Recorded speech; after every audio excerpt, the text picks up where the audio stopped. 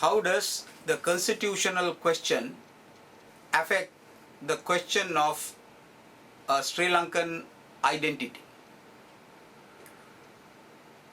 Identity means who is a Sri Lankan.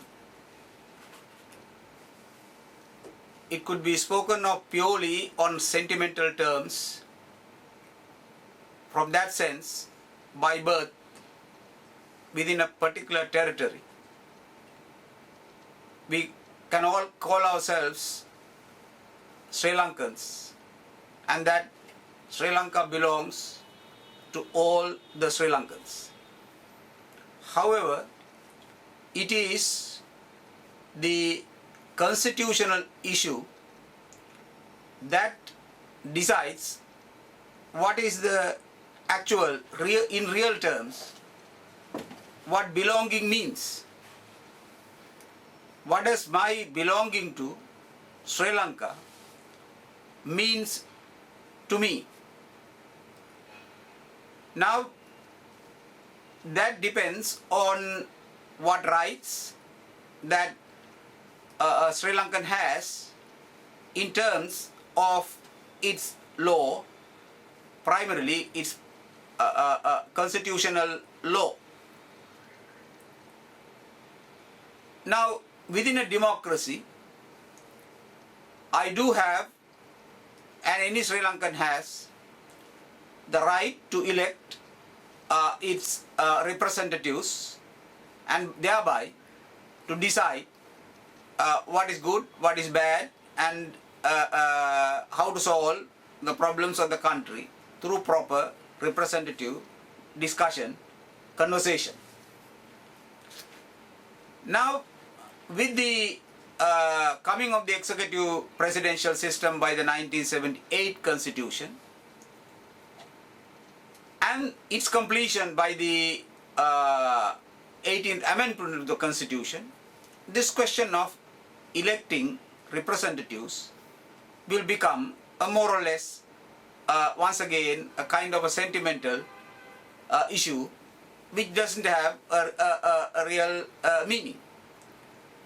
Virtually, a free and fair election becomes only something that we can talk about, which will not exist in real terms. Free and fair election means a proper contest and the facilities for that context and the belief in the people that by a proper system of voting, counting votes, and all that goes under the name of election, a proper result will come by which the people will elect its own representatives. Now, this process is virtually over by the 18th Amendment. In fact, 78 Constitution itself was in that direction, and J.R. Jayawardena was speaking about closing the electoral map. So, in one sense, the as Sri Lankan, the idea of belonging by way of electing their representatives is under a heavy question mark with the 18th Amendment. Now let's go into the issue of a basic issue like a job on the basis of qualifications. By being belonging to the country, if a person with proper qualifications, if they apply to a job, should get that job, and the system of law should guarantee that that person would get it on the basis of merit. But that system comes to an end with the changes that are brought about by concentration of power into patronage. You have to have the patronage of a politician, some powerful person, to be able to get that job. Perhaps with that patronage, even with less qualification, one person may got the job, and a person who with proper qualification may not get the job at all, and even will not believe that there is that possibility of getting that job. Beliefs are very important to a sense of belonging. Somebody with qualification should believe that if I do have these qualifications, then at the end I come to that result. That belief is disappearing. Now let's go into a question of law and order. Now suppose Sri Lankan gets into some kind of problem, then he should be able to believe that if he is faces a crime, that there will be a proper investigation into that crime, that there will be a fair trial process, and that the justice, that there is an ultimate justice system by which all these problems will be resolved. But having a proper investigation system means having a proper policing system. Proper policing system requires a professional police with independence who could make decisions on the basis of their professional knowledge and qualifications, and this system runs on that basis. Sri Lanka does not have any such system anymore, with the 1978 constitution subjecting the entire policing system to a politicized system. So with that, the possibility of a proper inquiry doesn't happen.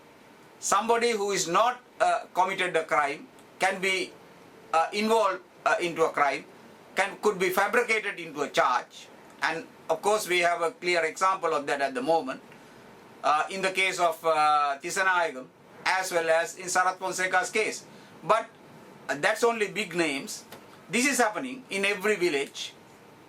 Poor boys or young people are, implicated in crimes which they never committed, and they get tortured at every police station.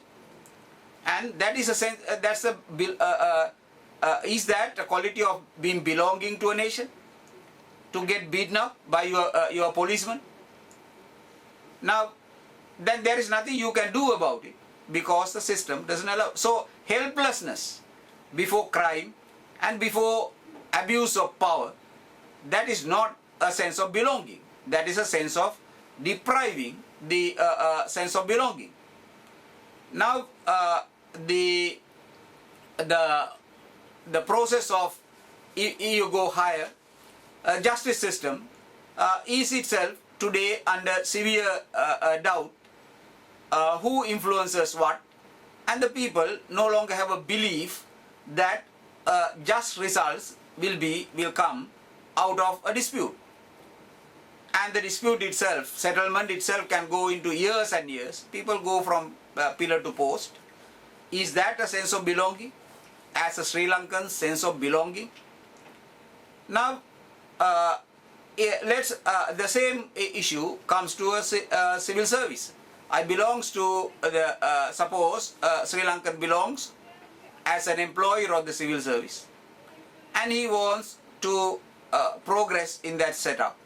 Can he do that in the process of a system of merit, or doesn't it depend entirely on politicized process?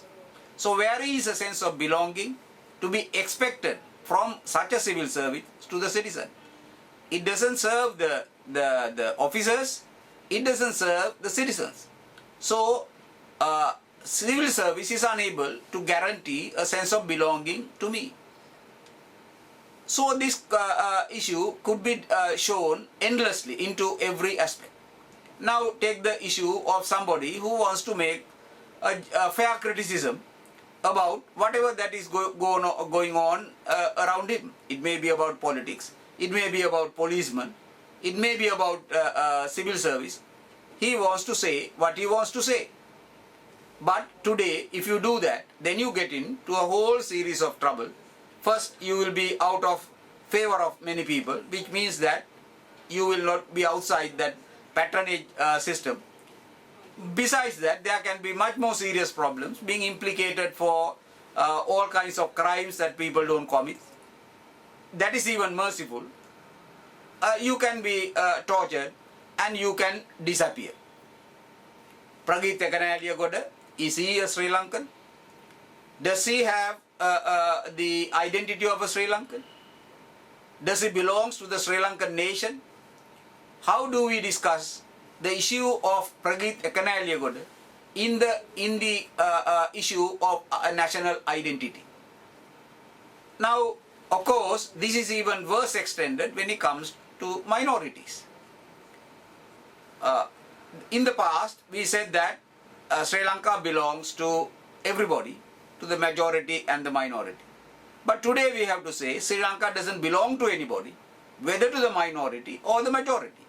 Whether you belong to the majority community or minority community, justice don't exist for you. A fair election doesn't exist for you. A fair process of getting jobs doesn't exist for you. Fair process of getting education doesn't exist for you. Fair process of getting health and other facilities doesn't exist for you. So, the constitutional question affects the question of power and the limitations to power affects the question of identity. In a system where power is controlled and the power distribution in terms of institutions, the laws, controls takes place, through that citizenry is assured of various rights, various kinds of protections, various kinds of sense of belonging.